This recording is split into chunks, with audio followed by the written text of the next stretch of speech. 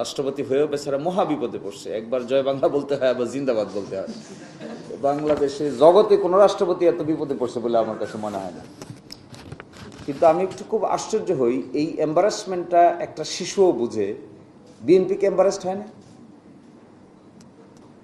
একটু আগেই দেখতেছি একটা ভিডিও বের হয়েছে, রাষ্ট্রপতি বলতেছেন যে তিনি কাকে সালাম করতে গেছেন কিন্তু তার সালাম নেন নাই। পরে বুঝতে পেরেছেন যেহেতু তিনি রাষ্ট্রপতি হবেন, সুতরাং সালাম নেওয়াটা, পায়ে ধরে সালাম নেওয়াটা ঠিক হয় নাই। সেই লোক এসে বাংলাদেশ জিন্দাবাদ বলতেছে, আবার সেই লোক রাষ্ট্রপতি আছেও। বিএনপি দেখলাম ভেরি হ্যাপি। তো এম্বারাসড হলে হ্যাপি হয়, এটা বিএনপিকে না দেখলে এরকম আজব চিজ জগতে আর আছে কিনা আমার কাছে খুবই আশ্চর্য মনে হয়। কেমন আজব চিজ, এরকম বক্তব্য দিচ্ছে, জিন্দাবাদ বলতেছে, তাকে আবার রাখতে হবে।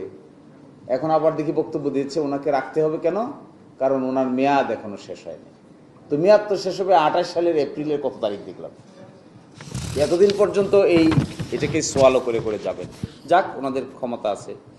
তো করণীয়টা কির মধ্যে আমি মনে করি বিপ্লবী আক্তাররা এখানে আসে as a member of parliament, তাদের উচিত আগামী 12 তারিখের আশেপাশেই 13 তারিখেই সংবিধান সংস্কার পরিষদের সভা আহ্বান করা। সেখানে তারা একটা জিনিস করতে পারবেন আর একটা জিনিস করতে পারবেন না। তারা ওখানে সংবিধান সংক্রান্ত বিষয় সমাধান করতে পারবেন না, কারণ আইনে বলা আছে সংবিধান সংস্কার সংক্রান্ত কোনো প্রস্তাব অনুমোদনের জন্য পরিষদের মোট সদস্যদের সংখ্যাগরিষ্ঠ ভোটে সিদ্ধান্ত গৃহীত হইবে। এখানে সূক্ষ্ম ব্যাখ্যা বিশ্লেষণ করলে এটাও পারবেন, কারণ পরিষদ তো গঠিত হবে তাদের দ্বারা যারা শপথ নিয়েছেন। তো বাকি যে 200 কত জন তো শপথ নেয় নাই, ওরা তো পরিষদের মেম্বার না। পরিষদের মেম্বার হলো এই 78 জন। তাহলে তাদের প্রস্তাব অনুমোদনের জন্য পরিষদের মোট সদস্যের অর্থাৎ 78 জনের সংখ্যাগরিষ্ঠ ভোটে সিদ্ধান্ত গৃহীত হইবে এবং অন্যান্য বিষয়ে উপস্থিত ও ভোটদানকারী সদস্যদের সংখ্যাগরিষ্ঠ ভোটে পরিষদ সিদ্ধান্ত গৃহীত হইবে।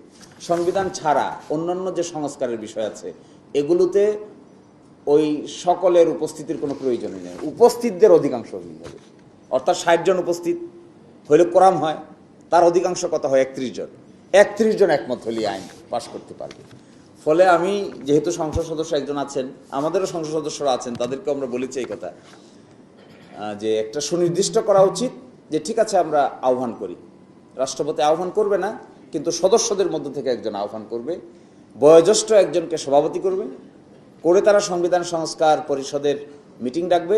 এটিকে 2 ভাগে ভাগ করবে, একটা সংবিধান সংক্রান্ত আর একটা হলো সংবিধানের ছাড়া অন্যান্য স্বাভাবিক যে সংস্কারগুলো আছে। 84-র ভিতরে 47টা ছিল সংবিধান সংক্রান্ত, বাকিগুলো তো সংবিধান সংক্রান্ত না।